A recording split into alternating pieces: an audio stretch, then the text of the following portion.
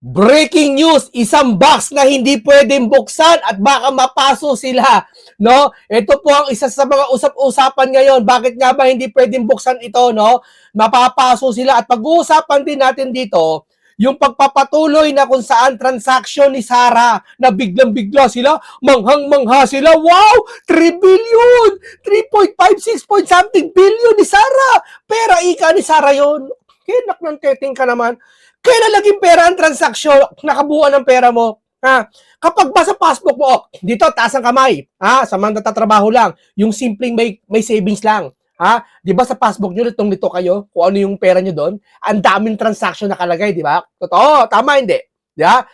Di ba maabot mo 100,000, konti na naman pera nyo, wala naman 100,000 pera nyo, di ba? Transaction. Ito, ang sinasabing transaction, hindi yung kabuuan na pag sabi nakakita ng 3 billion, ang yaman ni Sarah, bilyonaryo. Saka natuklasan natin marami palang business to si Sarah. Mamaya tatalakayan din natin yung mga business niya na makikita yung business niya. No? Dito muna tayo, basahin mo natin ito nakalagay. Ito ang komento ni Attorney Rowena Guanzon sa pagbabalak ng mga kongresista buksan ng isang box na naglalaman ng income tax return ni na Vice President Sara Duterte, asawa nito ni si Mans Carpio. Kahit na iginiit ng BIR na hindi maaring buksan at inspeksyonin ang tax record, pinagbobotohan pa rin ng Justice Committee na buksan ang box at tignan ang mga nakalagay dito. Grabe itong mga to, no? Bawal yan sa tax secrecy. Ha? Hindi po pwede. Korte Suprema lang po ang pwede ang mag-usyan. O kaya pag may consent ng may-ari, no? Bakit? Ikaan niya kung walang tinatago, hindi buksan. Bugok! Yan, halo-halo yan. Di ba? Hindi porket na andyan dyan lahat, may makikita ka na dyan na kakurakutan mo. Yan ay, sagrada confidential yan. Di ba? Yung lahat ng confidential, kinakalkal nyo. Di ba? Yung confidential ng Pangulo, hindi ng funds, hindi nyo binubuksan. Hindi nyo inaalam. Di ba? Ito po.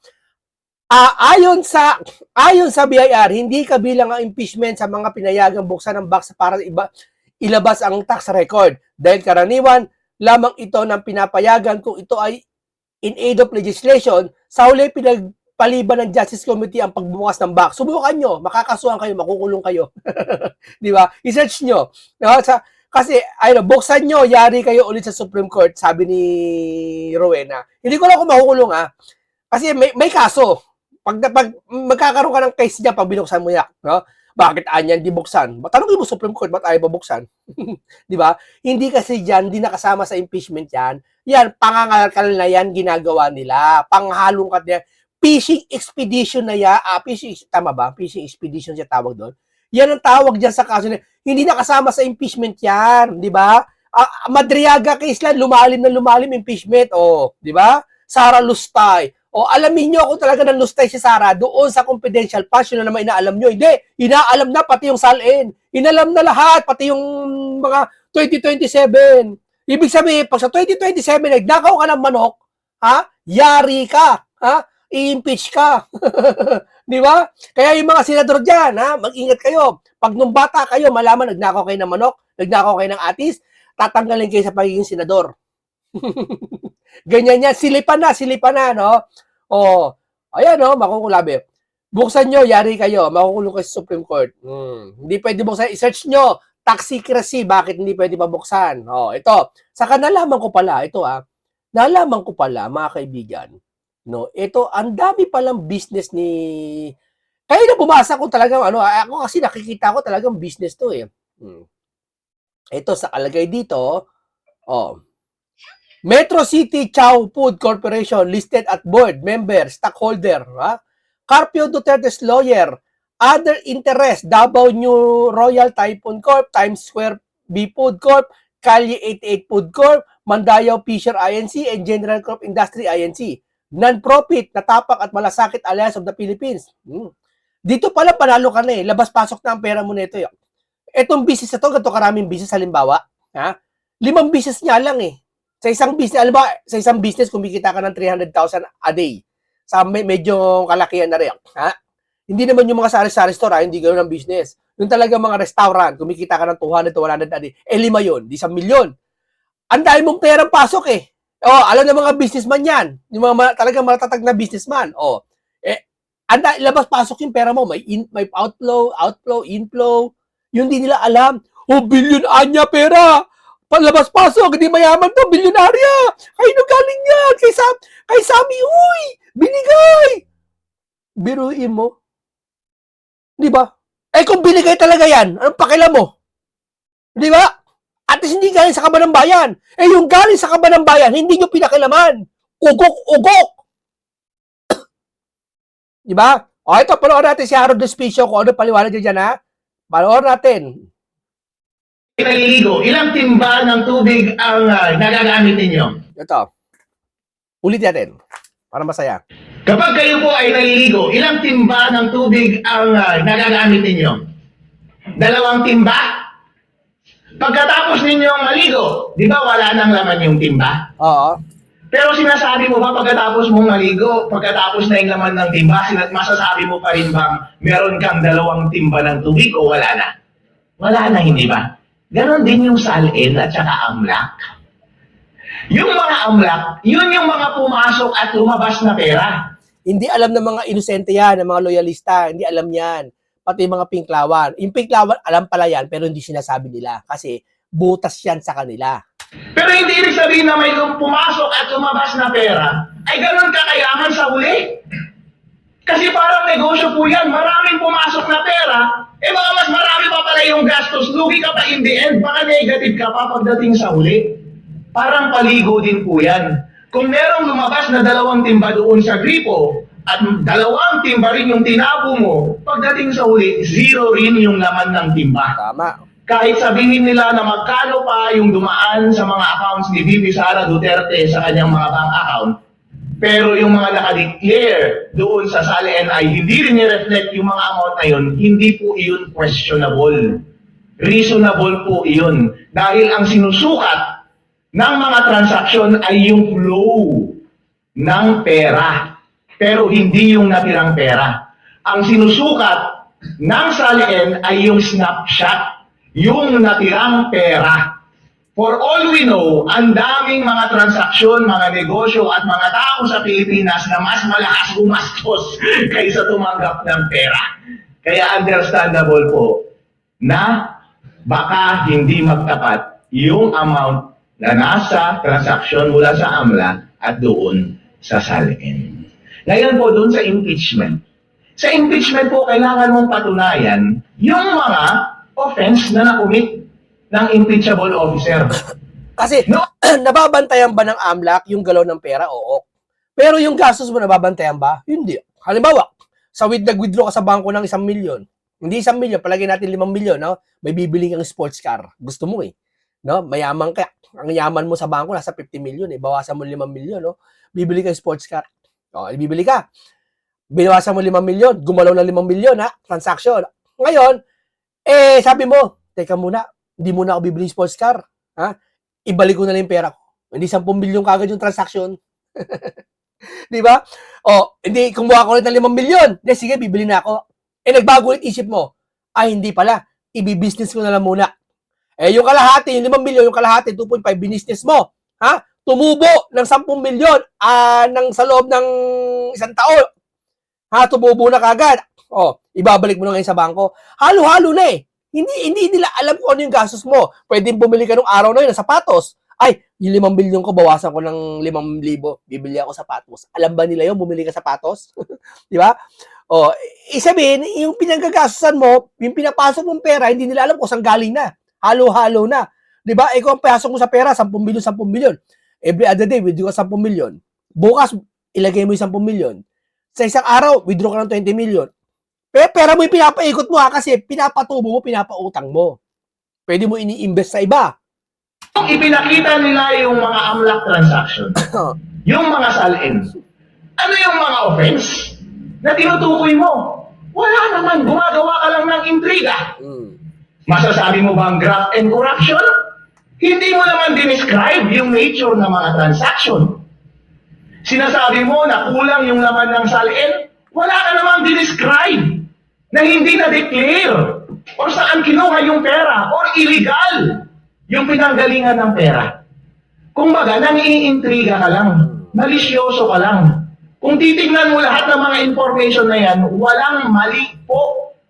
Hindi po sapat yung mga facts na yan para mag-establish ng elements of the crime nga eh.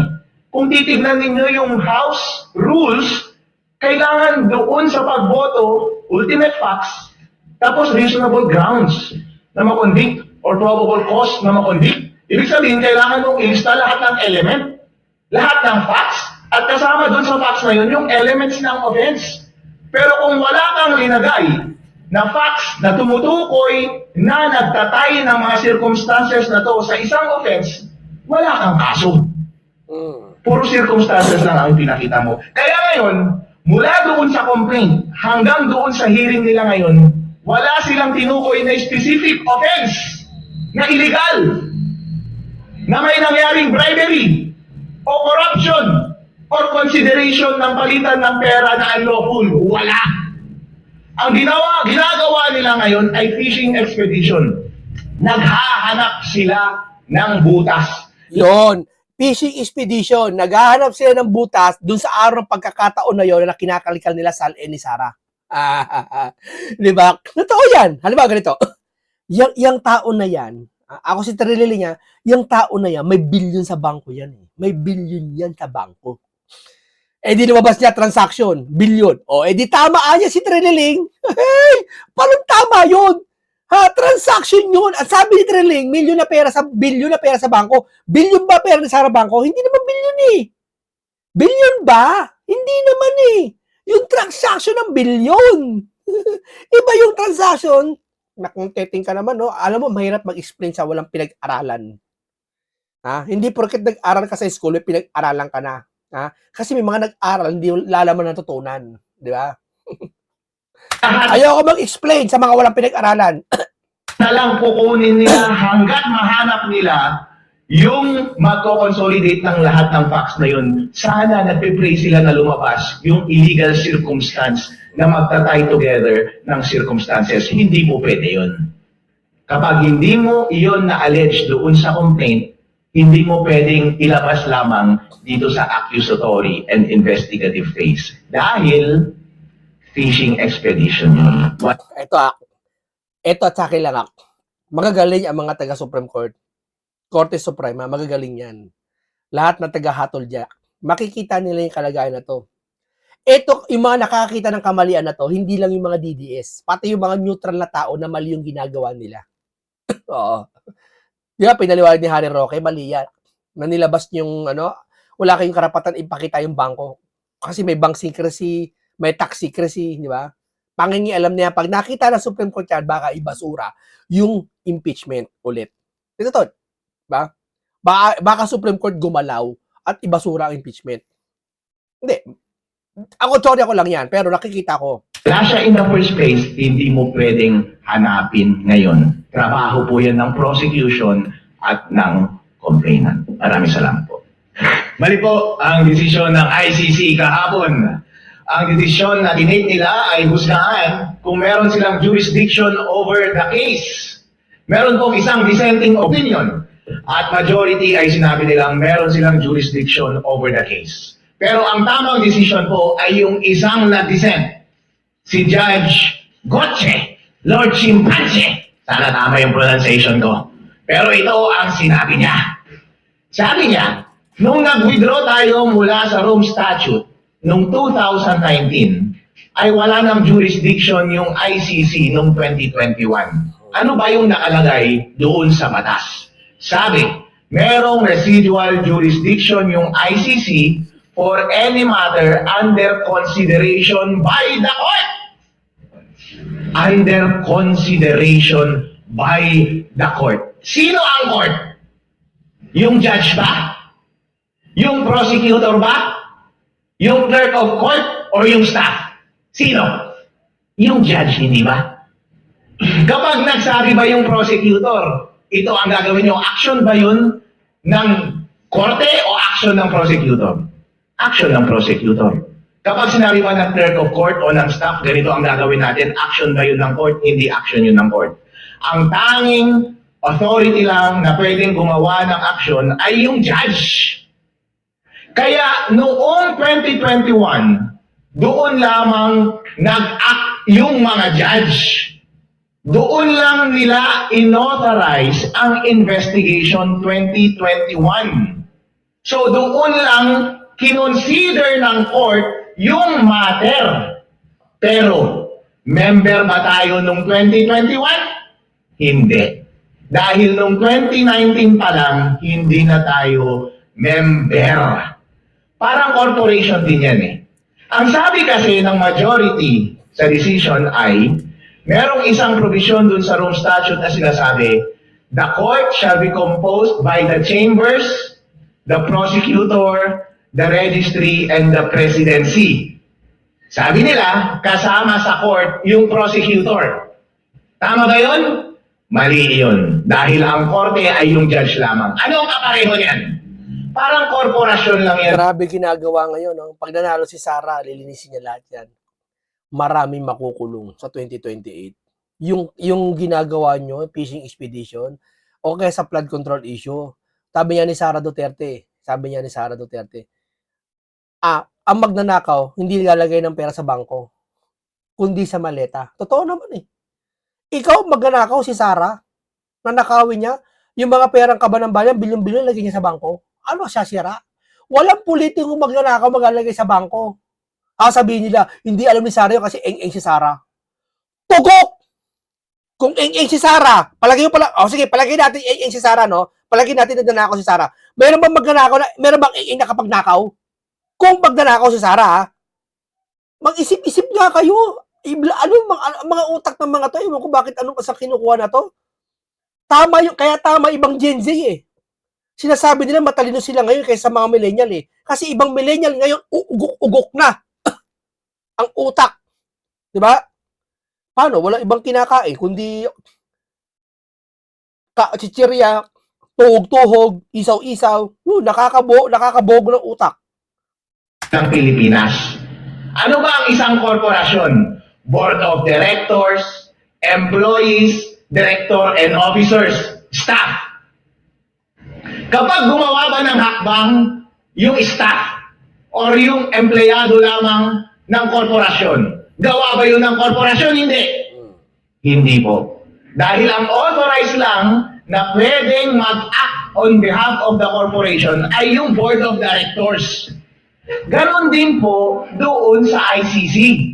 Kahit sinabi niya na kasama sa court yung prosecutor, yung registry, at yung chambers who are the judges, ang authorized lamang na gumawa ng act on behalf of the ICC is yung chambers. Kaya yung bagay lamang na under consideration ng court ay yung bagay na inaktuhan ng chambers noong 2021. Tama. Yung sinasabi nila na humakbang naman na yung prosecutor noong 2018. Kaya under... Hindi, nakipagsabuatan niya mga ICC na yan, duda ko. Huwag lang kayo mahuhuli dito sa 18 Maris na to pag napaupo ito. Kaya nila ayaw pa imbestigahan yung 18 Maris na yan eh. Maraming madadamay eh. Oh, di ba? Pati ICC dyan, kung talagang totoo siya sabi ng 18 Maris na nagbigay ng mali-malitang pera din dyan, na nabigyan din ng pera, nyari kayo dyan. Consideration na daw ng court. And nag-issue tayo ng notice of withdrawal noong 2018. At doon sa Rome Statute, merong isang taon para maging effective yung withdrawal. So which happened and became effective noong 2019. Yun ang sinasabi ni Judge Botche. Merong isang taon yung chambers na gumawa ng hakbang mula nung notice natin ng 2018 hanggang 2019 para formally i-authorize yung investigation para ipasok under consideration by the court yung matter bago pa maging effective yung withdrawal natin noong 2019 para sana wala tayong lusot.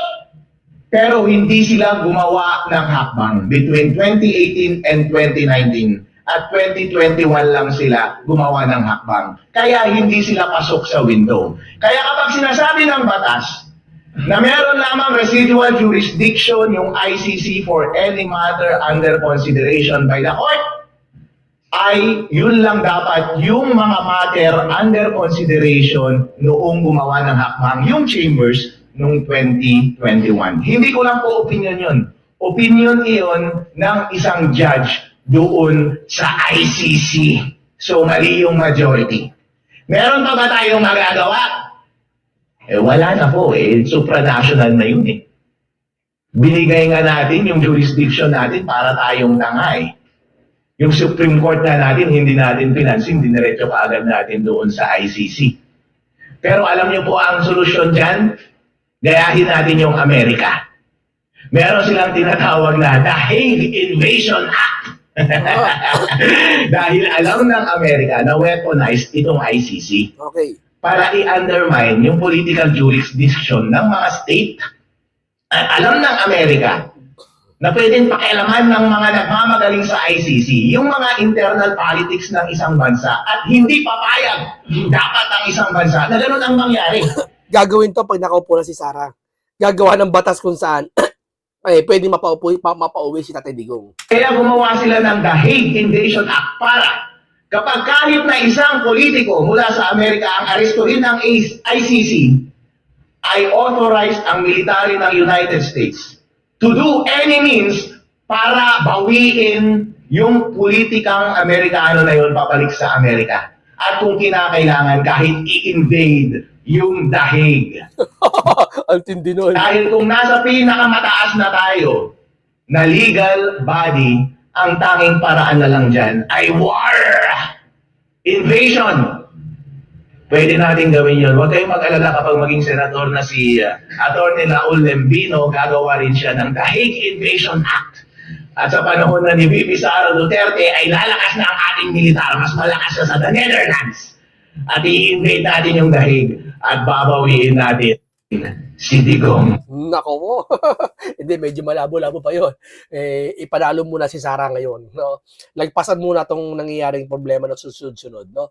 Maraming salamat po sa inyo. Napaliwanag na naman natin. Nabigyan ko kayo ng pinakamagandang kahulugan na naman ng kabuluhan ng topic na to. Maraming salamat. Paalam po sa inyong lahat.